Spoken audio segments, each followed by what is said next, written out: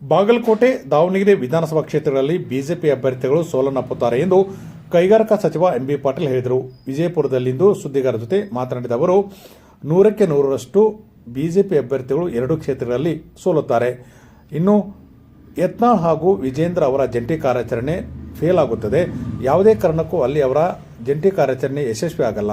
ಇನ್ನು ಎರಡು ಅಭ್ಯರ್ಥಿಗಳು ಸೋಲಿದರೆ ಯತ್ನಾಳ್ ಅವರನ್ನ ಹೇಗೆ ಬಿಜೆಪಿ ಕರೆತರುತ್ತಾರೆ ಎಂದು ಪ್ರಶ್ನೆ ಮಾಡಿದ ಅವರು, ವಿಜೇಂದ್ರ ಮತ್ತು ಯತ್ನಾಳ್ ಅವರ ಪ್ಲಾನ್ ಫೇಲ್ ಆಗುತ್ತದೆ ಎಂದು ಇದೇ ಸಂದರ್ಭದಲ್ಲಿ ಎಂಬಿ ಪಾಟೀಲ್ ಹೇಳಿದರು. ರೆಡಿನಾ? ಸುಮ್ಮನೆ ಅದೆಲ್ಲ ಬಾಗಲಕೋಟು ಸೋಲ್ತಾರ, ದಾವಣಗೆರೆನೂ ಸೋಲ್ತಾರ. ಸುಮ್ಮನೆ ಅಲ್ಲಿ ಹೋಗಿ ಕೇಳ್ತಾ ಇದ್ದಾರೆ ಭಾಷಣ. ಏನ್ರಿ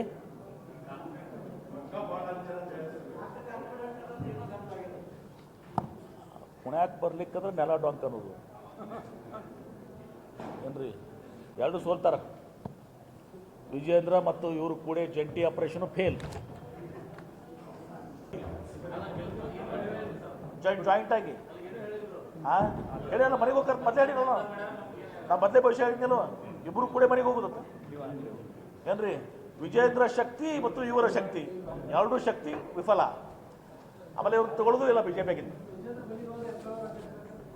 ಅಲ್ಲ, ಇಬ್ಬರು ಶಕ್ತಿನೇ ಫೇಲ್ ಆದಾಗ ಏನೋ ಇವ್ರಾಗ ತಗೋತಾರೆ. ಮೂರನೇದವ್ರು ಬೇರೆ